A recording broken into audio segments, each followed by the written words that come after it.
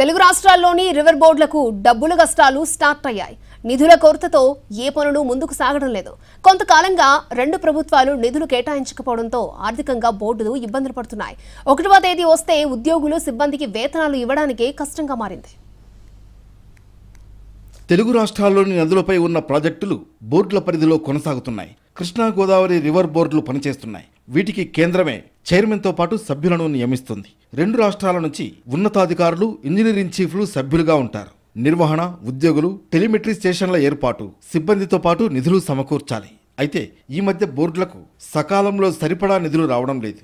నిధులు, బడ్జెట్ కోసం ఇటీవల కేఆర్బిఎం ప్రత్యేక భేటీ జరిగింది. 2014-15 నుంచి ఇప్పటి వరకు 47,97,00,000 ఖర్చు చేసింది.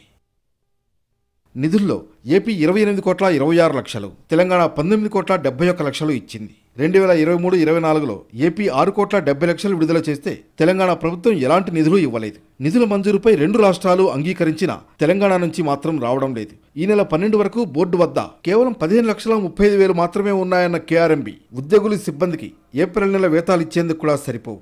తెలంగాణ ఇస్తామన్న దాదాపు 7.5 కోట్లు విడుదల చేయలేదు. ప్రభుత్వాన్ని సంప్రదించినా ఎలాంటి ఫలితం లేదంటున్నారు బోర్డు అధికారులు. ఇక 2024-25కి కృష్ణా బోర్డు బడ్జెట్ను 23,17,00,000కు రూపొందించారు.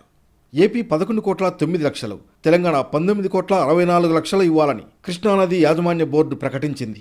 ఈ మధ్య జరిగిన బోర్డు భేటీలో నిధుల విడుదలపై రెండు రాష్ట్రాలు సానుకూలంగా స్పందించినా ఇప్పటి వరకు అటువైపు చర్యలు లేవు. గోదావరి బోర్డు పరిస్థితి అలాగే ఉంది. జీఆర్ఎంబీకి సకాలంలో నిధులు విడుదల కావట్లేదని అధికారులు అంటున్నారు. ఏడాది నుంచి బోర్డుకు ఏమాత్రం డబ్బులు ఇవ్వట్లేదు. రెండు రాష్ట్రాల నుంచి 7 కోట్లకు పైగా బకాయిలున్నాయి. ఇక కొత్త సంవత్సరం బడ్జెట్ కోసం మరో 13 కోట్లు అవసరం.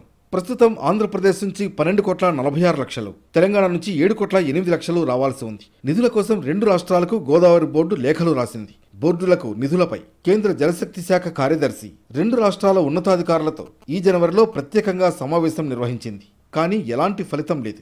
ఇక నుంచైనా రెగ్యులర్గా నిధులను విడుదల చేస్తూ బోర్డుల నిర్వహణకు సహకరించాల్సిన అవసరం